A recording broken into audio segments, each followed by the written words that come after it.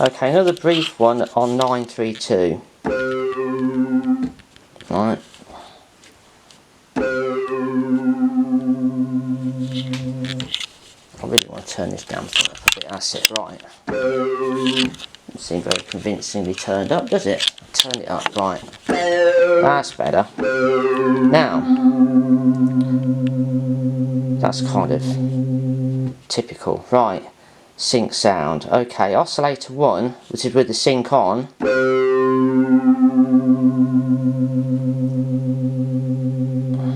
The timbre's changing because actually the base frequency of oscillator 1's doing something weird.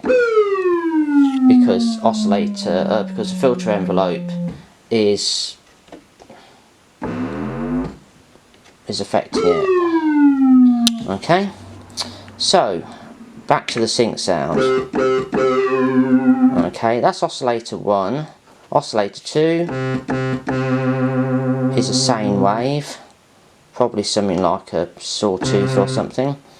And the sub-octave is an octave below. No, it isn't. Oh, that's doing something a little strange now. Let's take that off.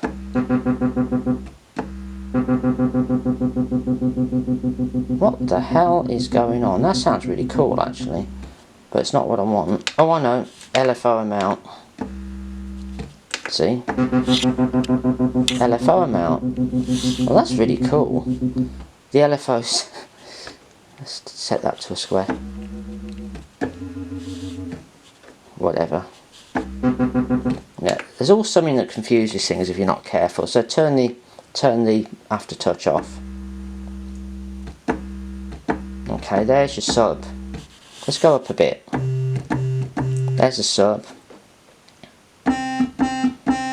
There's oscillator 1. There's oscillator 2, which is actually up at full volume there. So together,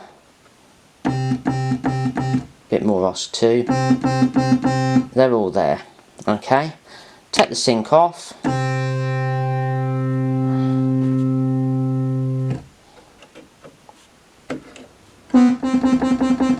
Oscillator 2, oscillator 1, and sub.